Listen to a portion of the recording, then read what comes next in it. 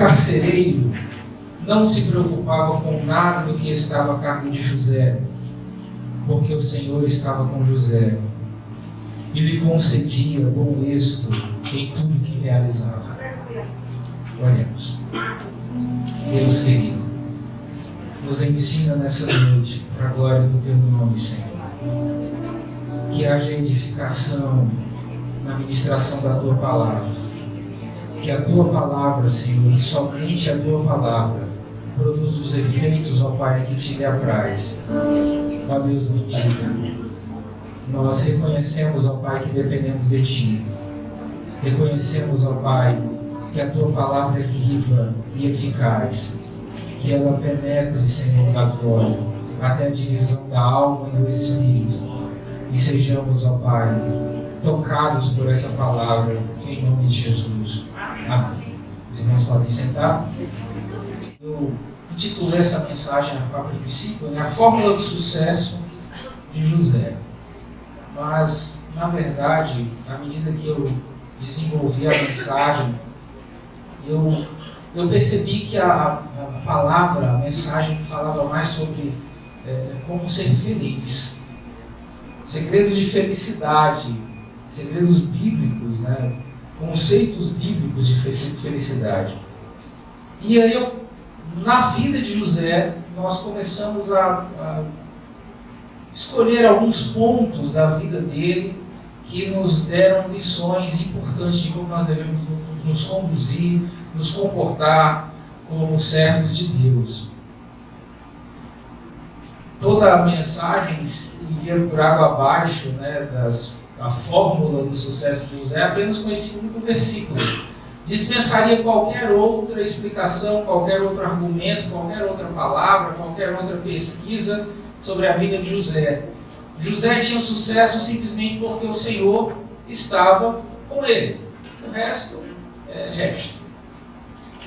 Mas a gente não pode deixar de observar que a postura de José, a conduta de José, fazia dele um homem diferente. Fazia dele um homem que se destacava das outras pessoas. Então, a começar pelo seu nome. José vem do hebraico Yosef, que quer dizer que Javé aumenta. Uma tradução livre seria aumentado, ampliado, né? Que cresce. E Jacó escolheu esse nome para ele porque Jacó já tinha 10 filhos e uma filha quando ele teve José. Mas José era o filho da sua esposa amada. José era o filho mais querido de Jacó. Foi o filho mais esperado de Jacó. Jacó, como os irmãos sabem, teve 2 esposas e 2 concubinas. Ele teve 4 mulheres. Naquela época havia esse costume no Oriente, em que o homem, apesar de não ser assim no princípio, como o próprio Jesus disse, Deus criou Adão e Eva e só não criou um Adão e várias Evas, ele criou só Adão e Eva. Mas a cultura daquela época, a sociedade daquela época tolerava isso, apesar de não recomendar. O próprio Jacó não queria ter 4 esposas, ele queria ter uma esposa, que ele amava, Raquel. Mas por conta de um engano que ele sofreu do pai das moças, ele acabou tendo que trabalhar 14 anos para se casar com uma pessoa que ele amava. Então,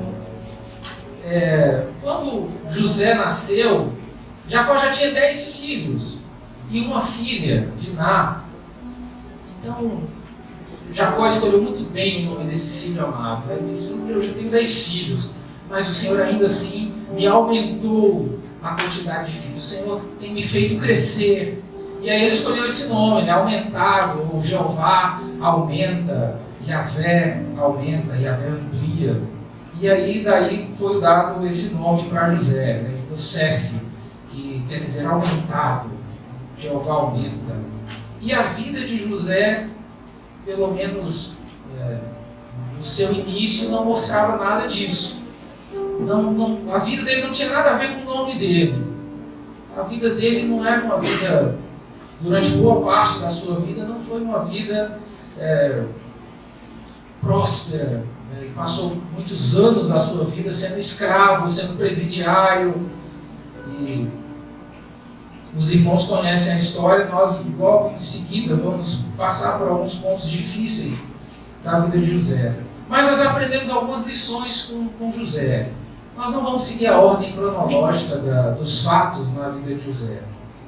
Nós vamos seguir os tópicos que eu enumerei aqui. A primeira coisa que José fez, que fazia com que ele se destacasse, que ele fosse um homem não apenas de sucesso, mas um homem diferenciado. José, ele tratava os outros como ele gostaria de ser tratado. E essa é a primeira recomendação, o primeiro conselho bíblico que eu gostaria de trazer para os irmãos nessa mensagem. Se você quer ser feliz, se você quer se sentir bem, se você quer prosperar na sua vida, comece a tratar as pessoas da forma como você gostaria de ser tratado. Quando você faz isso, você está plantando.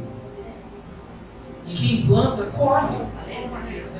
E não pense que você vai colher algo diferente do que você plantou. Você colhe exatamente aquilo que você plantou. Não tem como você plantar feijão e colher milho. Se você plantar feijão, a única coisa que você pode colher é feijão.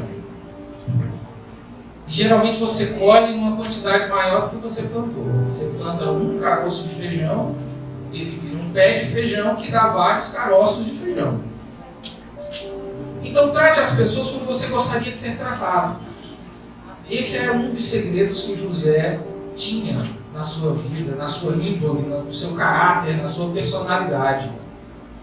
Quando ele estava preso, junto com ele foi posto 2 homens que faziam parte da corte do rei do Egito. Faziam parte da corte de Faraó. Um era o copeiro-mor, o copeiro-chefe, e o outro era o padeiro-chefe. E eles foram acusados de conspiração contra o reino, contra o império, e acabaram presos, aguardando um julgamento, aguardando as provas serem levantadas para a condenação ou a absolvição deles. E aí esses homens tiveram um sonho e eles compartilharam esse sonho na prisão onde José estava. E José compartilhou a interpretação que Deus deu para ele, José, para aqueles homens. E ele fez um pedido, Lembra-te de mim quando você estiver diante do rei. Ele tratou muito bem aqueles homens. Ele tratou muito bem eles porque ele sabia, apesar do foco de fazer o bem não ser esse, ele sabia que um dia um daqueles homens seria liberto, como ele havia profetizado na interpretação do seu sonho, e aquele homem voltaria à presença do rei. E ele pediu um favor desse homem, do copeiro, para que ele pudesse achar graça diante de Faraó e ser solto, ou ser analisado o seu caso, já que ele era inocente, estava preso indevidamente ali no cárcere. Então ele fez o bem para aquele homem. E diz a Bíblia que ele foi esquecido no cárcere. Só foi lembrado muito tempo depois. A própria palavra de Jesus Cristo, os Evangelhos, Mateus capítulo 7, versículo 12, nós vamos ver 7 referências, se você quiser anotar. Mateus capítulo 7, versículo 12, diz o seguinte: portanto, tudo que vós quereis que os homens vos façam, fazei vós também, porque esta é a lei e os profetas. Veja a interpretação do Velho Testamento do ponto de vista de Jesus, o maior comentarista de todos os tempos. Ele sintetizou todo o Velho Testamento nessa simples frase aqui: olha, faça aos homens aquilo que você quer que os homens façam. Se você fizer isso, você está enquadrado em toda a lei mosaica. Se você fizer apenas isso, você não vai cometer absolutamente nenhum pecado. Faça aos homens aquilo que você quer que os homens façam com você. Então, quando nós tratamos as pessoas de forma digna, quando nós tratamos as pessoas bem, mesmo que essas pessoas não tenham nada a nos oferecer, e aí que a coisa fica mais bonita ainda, quando você faz o bem a alguém que não tem absolutamente nada para te dar em troca. Você não espera receber absolutamente nada, até porque a pessoa não tem nada para te oferecer. E mesmo assim você não faz distinção entre ela e uma pessoa que pode te dar algum favor, pode te fazer alguma coisa em troca, mas mesmo assim você faz o bem a essa pessoa, certamente o Senhor se agrada disso. Você já cumpriu toda a lei e os profetas. A Bíblia também diz em Provérbios 27:18, presta atenção nisso aqui, para os funcionários, para os empregados: quem cuida bem da sua figueira comerá dos seus frutos, e quem trata bem o seu patrão será recompensado. Provérbios 27:18. Isso é uma coisa tão óbvia, isso é uma coisa tão clara. A Bíblia, ela é linda. A Bíblia é extraordinária. Como ela trata de todas as áreas da vida com tanta sabedoria, com tanta pontualidade, com tanta atualidade. Qualquer gerente de RH ficaria encantado por esse versículo aqui. Mas é uma coisa tão direta e tão óbvia que não sei por que muita gente não cumpre isso aqui. Gente, o texto é muito claro. Trate bem o seu patrão e será recompensado. Ponto. Não tem arrodeio, não é muito direto, é muito objetivo, isso aqui é muito simples.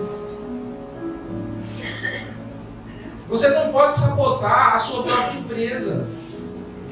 Se você está atendendo num comércio, numa empresa qualquer, numa loja, se você atende mal, você está tirando o dinheiro da tua fonte pagadora.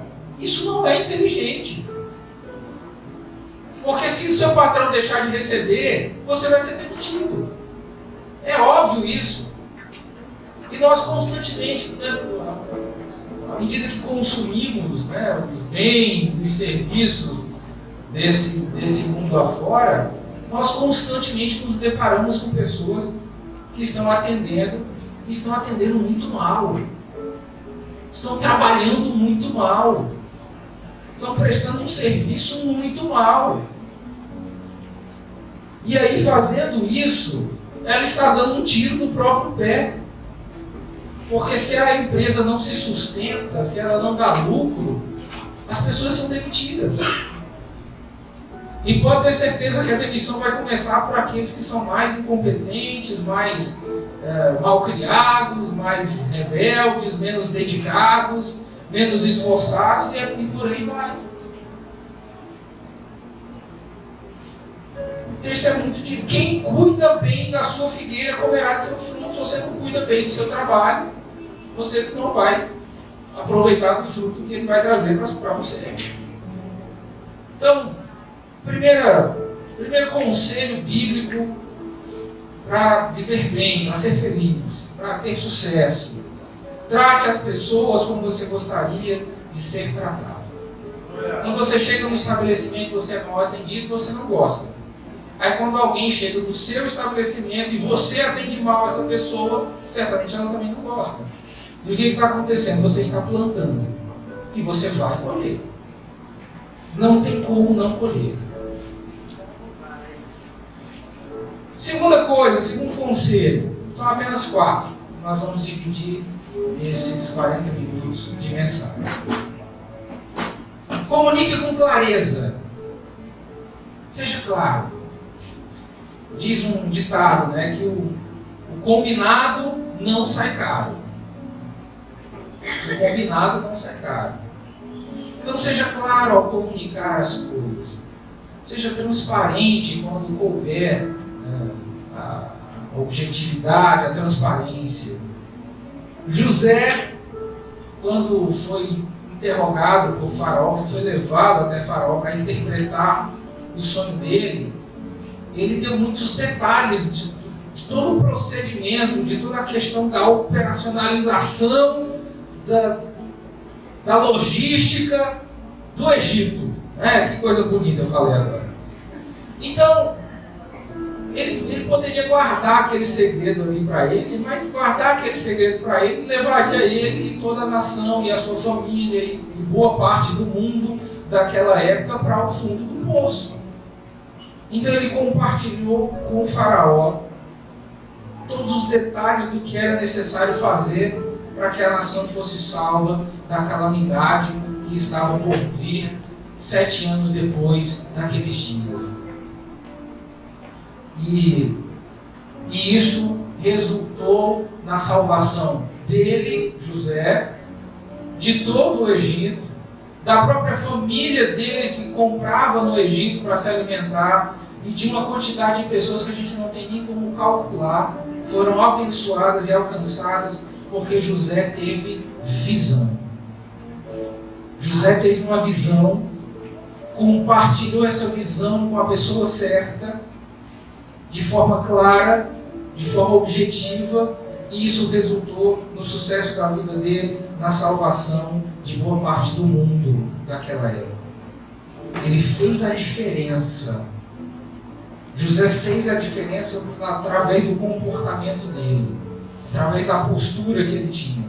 Abacuque, capítulo 2, versículo 2, tem uma referência muito interessante que o próprio Deus fala para o profeta. Ele diz assim: então o Senhor respondeu: escreva claramente a visão em tábuas, para que se leia facilmente.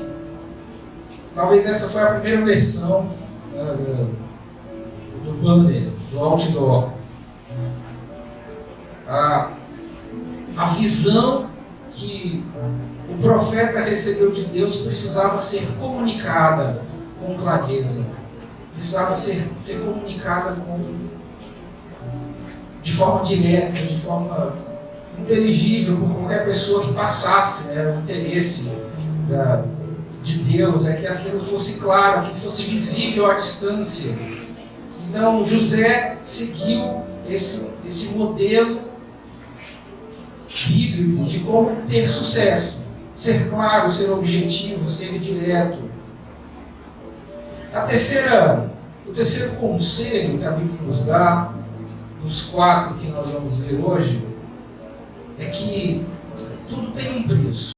Na vida de José, a gente percebe que José se tornou o primeiro-ministro do Egito. Ele era o chefe de todo o governo do Egito, ele só estava abaixo do próprio imperador. Mas para chegar aí volta ao começo da mensagem. José, ele passou pela perseguição dentro de casa, pelo ciúme dos seus irmãos, ele passou pela cova, onde foi lançado, ele passou pela venda, ele foi vendido pelos irmãos aos seus parentes ismaelitas, ele foi revendido pelos ismaelitas para os egípcios, ele passou pela escravidão, ele passou pela calúnia da esposa de Potifar, ele passou pela prisão. José foi preso inocentemente. Ele passou por isso tudo para poder alcançar o sucesso. Ele passou por todos esses momentos difíceis da vida dele para poder alcançar aquele momento da vida dele, ponto alto da vida dele. Só aconteceu porque ele passou por todos esses momentos de prova, de dificuldade, de lutas. talvez isso foi um tratamento intensivo na vida de José, para que o cargo que ele ocupasse não lhe fosse um tropeço na sua vida. Na verdade, eu enumerei apenas alguns aqui, mas eu me lembro que há uns 10 anos atrás, ou 14 anos atrás, melhor parar de contar, né? Está ficando preocupante. Eu preguei num sermão que falava sobre a vida de José, e nós destacamos 11 pontos da vida de José que ele sofreu extremamente, desde a morte da sua mãe, o nascimento de Benjamim, até a traição do padeiro, do copeiro, o esquecimento no cárcere. Então nós contamos 11 pontos da vida dele que eram pontos traumáticos, que eram pontos que causaram feridas na alma dele, no seu ser, e que poderiam fazer dele uma pessoa frustrada, uma pessoa derrotada, uma pessoa caída. Mas todos esses 11 pontos-chave na vida de José, que lhe causaram dor, que lhe causaram marcas na sua vida, na verdade fortaleceram ele, prepararam ele, moldaram o caráter dele para ele se tornar o homem que ele se tornou aos 30 e poucos anos de idade. E aí, quando ele está diante de Faraó, e Faraó começa a falar tudo o que ia fazer com José, tudo que ia alcançar, tudo que José ia ter, ia receber, ia possuir. Eu enumerei também 11 pontos, né? Um anel, ele se casou com uma filha do sacerdote de On, ele recebeu a carruagem, e eu contei 11 coisas que também não vem ao caso agora nessa mensagem, isso é uma outra mensagem. E aí ele foi provado em 11 áreas da vida e foi exaltado em 11 áreas da vida dele. A Bíblia diz em Eclesiastes capítulo 6, versículo 3, uma coisa interessante. Nós vimos aqui o preço do sucesso antes de ser alcançado, né? Você talvez está num momento da sua vida que está sofrendo, você está passando por privações, por desemprego, por dificuldades, por enfermidade. Eu não sei o que você passa na sua vida hoje, mas pode ter certeza que isso pode ser uma etapa da sua vida que está te preparando para um momento de exaltação da parte de Deus, assim como foi com José. No caso de José, isso demorou aproximadamente uns 15 anos de luta, de dor, de sofrimento.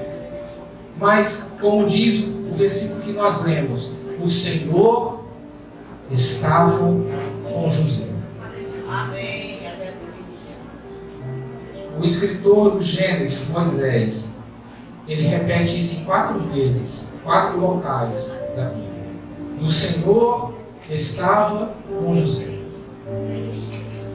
Ele diz que o Senhor estava com José em momentos em que José estava sofrendo muito, estava num momento muito ruim da sua vida.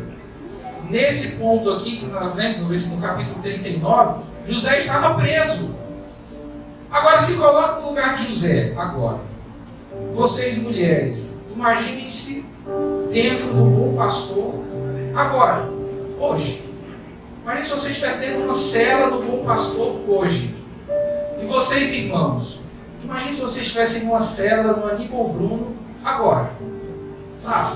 Preso, sentado no chão, com um monte de outros presos, marginais, criminosos. Se imagine nessa situação.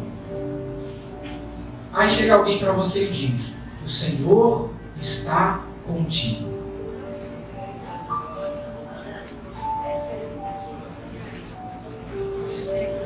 Eu não sei como eu reagiria se eu ouvisse uma coisa dessa. Eu dizia: por que eu estou aqui? É verdade, o Senhor está comigo, e aí essa minha situação? Tá, né? Parece que é incoerente, né? Eu estou lá na pior situação da minha vida e o Senhor está comigo. O que é que isso nos ensina? Que a tua condição de vida, que aquilo que você está enfrentando, aquilo que você está passando, não é prova da presença de Deus ou da ausência de Deus na tua vida. Porque se fosse pelo exterior, se fosse pela aparência, se fosse pelos indicadores, se fosse por aquilo que é visível, Ninguém diria que Deus estava com José. Ele estava preso. Ele estava no pior momento da vida dele. É verdade. Aleluia. Aí a pessoa está muito bem, está rico, está próximo. Ah, Deus está com aquela pessoa ali, ele está prosperando. Quem garante? Manassés foi um dos reis que mais prosperou em Israel. Foi o que mais pecou. Jeroboão, a época de Jeroboão, militarmente, os muros das cidades fortificadas, tudo era top de linha, era uma potência. Mas ele estava extremamente afastado de Deus. Jeremias, jogaram no poço, tiraram do poço, bateram. Ele botou um negócio nas costas, quebraram nas costas dele. Ele botou um de ferro. Foi privado de tudo. E um homem que estava extremamente íntimo de Deus. Elias e Eliseu, eles não tinham nada. A descrição da casa em que Elias dormia tinha um banco, uma mesa, uma cama e um candeeiro. Pronto. Não tinha home theater, nem TV de LCD de 80 polegadas na casa dele, não. E foi um homem que não conheceu a morte. Deus o trasladou, Deus o tomou para si vivo. Tamanha era a comunhão dele com Deus. Mas ele não tinha absolutamente nada. Então, medir a prosperidade de alguém a partir do ponto de que ser próspero é ser fiel a Deus e não ser próspero é estar em pecado, é exatamente aquilo que os amigos de Jó fizeram com ele. Jó, confessa logo o teu pecado. Nem sempre quando as coisas não vão muito bem, quer dizer que Deus não está contigo. Então, José é uma prova disso. Ele lá no cárcere, capítulo 39. E ele recebe o testemunho de Deus. O Senhor estava com José. Glória a Deus. E entenda que o Senhor está contigo agora. Sua situação pode não ser a melhor.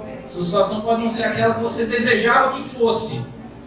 Mas o Senhor está contigo. Graças a Deus. Esse é o preço antes do sucesso. Toda essa prova, todo esse sofrimento, toda essa luta que molda o caráter, que aperfeiçoa. Mas, às vezes, algumas pessoas, quando alcançam o sucesso, elas pagam outro tipo de preço. Tem gente que paga um preço grande para ter sucesso. E tem gente que começa a pagar o preço depois que tem. E isso é muito perigoso. Nós vamos ver isso no último ponto, logo em seguida. Mas antes eu gostaria que vocês lessem Eclesiastes capítulo 6, versículo 3. Qual é o preço que o sucesso pode trazer para a vida de algumas pessoas? Eclesiastes 6, 3. Se você não abrir, anota para você ler em outro momento. Um homem pode ser pai de 100 filhos e viver muitos anos. Contudo, se não aproveitar os bons momentos da vida, afirmo que uma criança que nasce morta nem mesmo recebe um enterro decente e é mais feliz do que ele. Esse foi um dos versículos mais fortes que eu li já na minha vida. Ser uma pessoa bem-sucedida e próspera e não aproveitar disso é pior do que ser um aborto, o que o texto diz. Você pode ter tudo na vida, se você não usufrui disso com a sua família, se você não aproveita os seus filhos, se você não aproveita o seu esposo ou a sua esposa, se você não desfruta dos momentos bons da vida, o sábio Salomão diz que até um aborto é mais feliz que você. Qual o preço de tanto sucesso? Qual o preço de tanto esforço para conseguir alguma coisa, para conseguir sucesso, para conseguir dinheiro, a que preço isso está saindo, a que custo o sucesso vai sair para você. Uma vez, há alguns anos atrás, vou parar de dizer números agora, né? Setembro está chegando aí, meu aniversário é em setembro, então a gente tem que começar a parar com os números. Alguns anos atrás eu fui para uma entrevista de emprego numa empresa de software em João Pessoa, na Paraíba. E aquele executivo, ele encontrou meu currículo na internet e viu que eu tinha conhecimento na área de contabilidade e tecnologia. E ele tinha um software de contabilidade e precisava de alguém que conhecesse tecnologia para editar, fazer manutenção do software. E aí, no meio da conversa, ele me deixou esperando um bocado. E enquanto eu esperava para a entrevista, ele ia conversando comigo e ia mexendo nos papéis. E no meio da conversa, ele deixou escapar que naquela hora já era de noite, eram 6 ou 7 horas da noite. Já faziam quase 15 horas que ele estava trabalhando. E aí eu vi fotos da família dele em cima do birô, dos filhos, da filha, da esposa, e eu me perguntei até que ponto aquilo valia a pena. E ele disse que isso se repetia todos os dias praticamente, inclusive em algumas horas do fim de semana também. Ele praticamente não vivia, ele só vivia em função daquela empresa, daquele seu negócio. E o agravante disso é que ele não era um homem solteiro que estava no início da vida e que tinha que realmente correr atrás e compensar dessa forma. Ele já estava casado, talvez no segundo ou terceiro casamento, e provavelmente os primeiros casamentos foram perdidos por conta dessa rotina que ele tinha. E aí, quando eu li esse texto, me veio à memória esse homem. O homem pode ser pai de 100 filhos e viver muitos anos, contudo, se não aproveitar os bons momentos da vida, afirmo que uma criança que nasce morta, nem mesmo recebe um enterro decente, é mais feliz do que ele. A felicidade dessas pessoas é comparada com a felicidade de um aborto. A alegria dessas pessoas é igualada pela Bíblia à alegria de um aborto. Esse é o preço do sucesso para algumas pessoas. E, na minha opinião, é um preço muito alto. E o último conselho, para nós encerrarmos esses 5 minutos finais, é a humildade. Recapitulando, nós vimos que os 4 conselhos que a Bíblia nos dá sobre como sermos mais felizes, termos sucesso e sermos felizes, porque talvez essas palavras deveriam estar ligadas mais intimamente, porque ter sucesso sem felicidade não é sucesso. Trate os outros como você gostaria de ser tratado, comunique as coisas com clareza, entenda que há um preço para o sucesso e, por último, seja humilde. José, ele foi extremamente humilde na sua vida, todos os momentos da sua vida.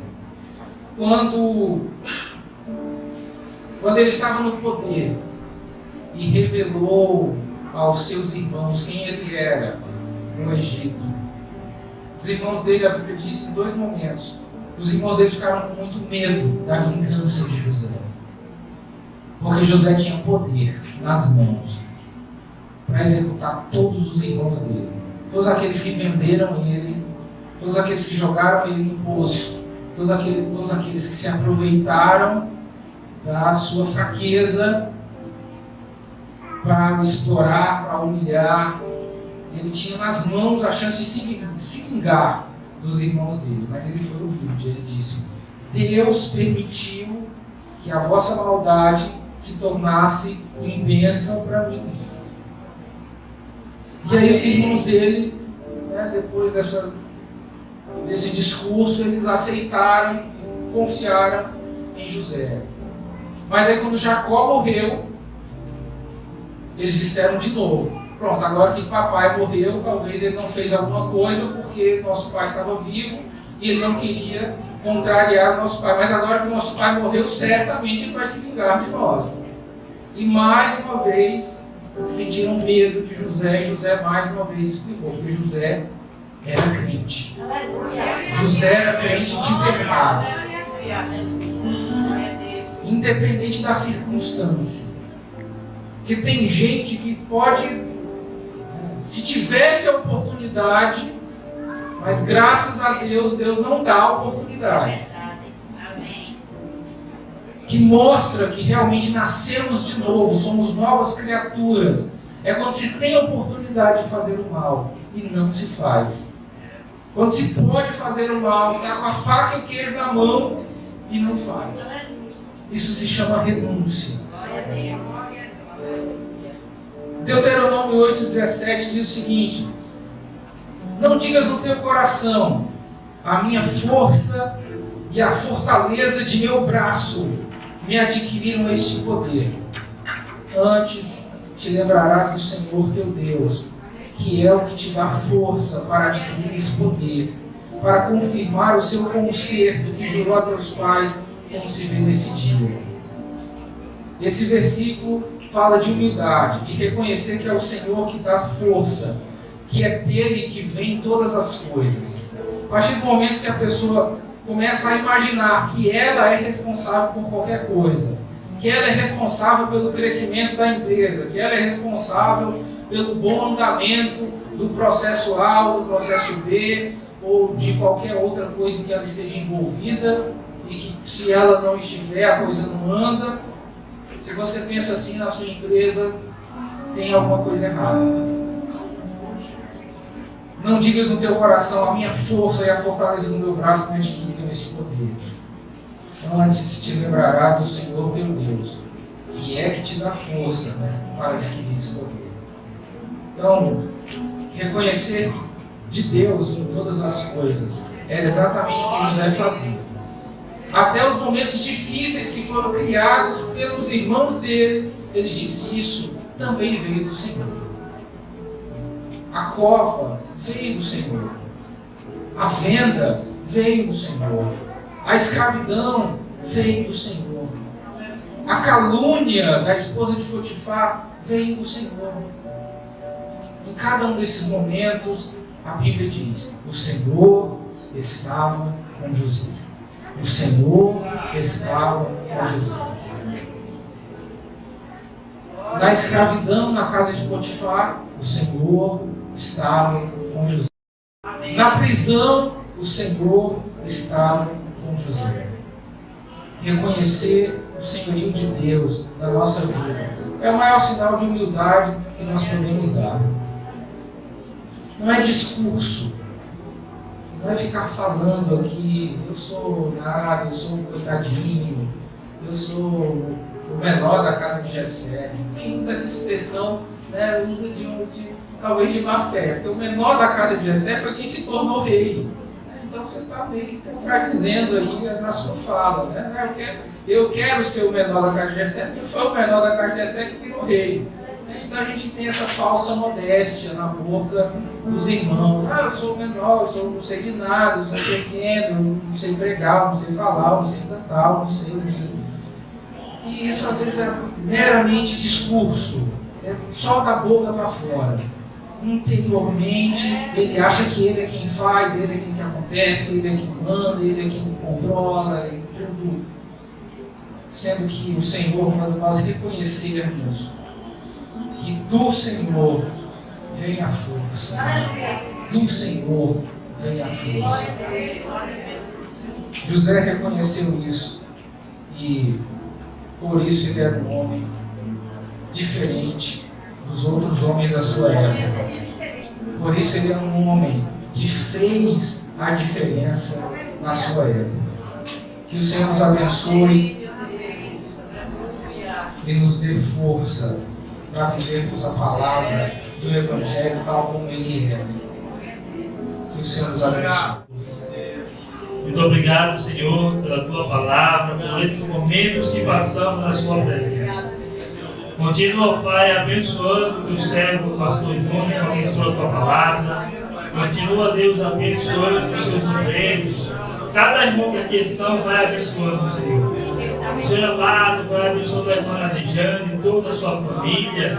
Senhor, todos aqueles que pediram oração, Senhor, vai abençoando toda a vitória. Senhor, também abençoa a Jéssica, que estará viajando amanhã, Senhor. Vai guardando ela, ó Pai, de todo mal. Também, Senhor, vai abençoando o pastor Cleiton, abençoando a Michele, toda a sua família. Nos despede dessa noite, Senhor. Debaixo das tuas asas, Senhor, vai nos protegendo de todo mal, em o nome de Jesus. Amém.